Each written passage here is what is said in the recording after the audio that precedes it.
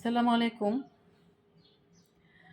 আপনি নিজের কাছে নিজে প্রশ্ন করুন যে আপনি যাকে ভালোবাসেন বা যাদেরকে ভালোবাসেন তাদেরকে সত্যি কি ভালোবাসেন? ভালোবাসতে কিন্তু প্রচুর বা কাঁড়ি টাকা লাগে না, গাড়ি লাগে না, বাড়ি লাগে না। আমরা সবাই কম বেশি জানি। ভালোবাসা, ভালোবাসা দিয়েই হয়। বিজ্ঞানীরা আপনারা অনেকেই জেনে থাকবেন যে বিজ্ঞান কিন্তু থিওরি অফ এভরিথিং খুঁজছে।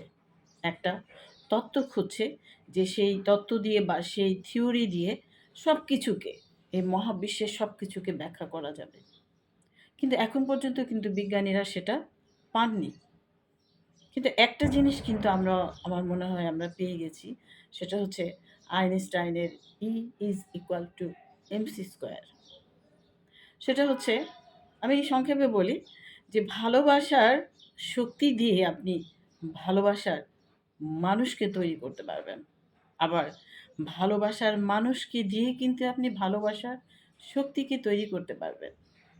এটা কিন্তু সেই আইনস্টাইনের বিখ্যাত E is equal to mc²। তো ভালোবাসা আপনার চোখে মুখে প্রকাশ পাবে। ভালোবাসা আপনার শারীরিক ভঙ্গিতে প্রকাশ পাবে। ভালোবাসা আপনার আচরণে প্রকাশ পাবে। ভালোবাসা আপনার কথায় প্রকাশ পাবে। আপনার ভালোবাসার উত্তাপ, আপনার ভালোবাসার মানুষজনদের বোঝাতে দিন। তাদেরকে বুঝতে দিন যে আপনি তাদেরকে ভালোবাসেন। আপনি তাকে ভালোবাসেন। তাহলে আপনার মুখ ফুটে বলার দরকার নেই যে আমি তোমাকে অনেক ভালোবাসি। আপনি যাকে ভালোবাসবেন সে অনুভব করতে পারবে।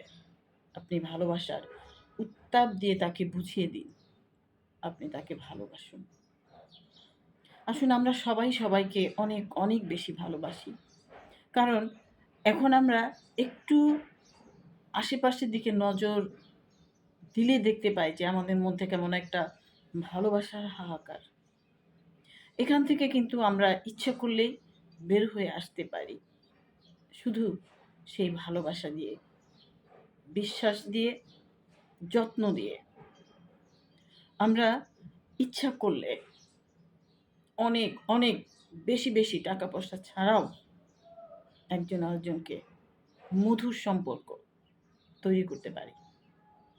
আপনি চেষ্টা করে দেখুন। শুরুতে যেটা বলেছিলাম, নিজেকে প্রশ্ন করে যে আদৌ কি আসলে আমি ভালোবাসি?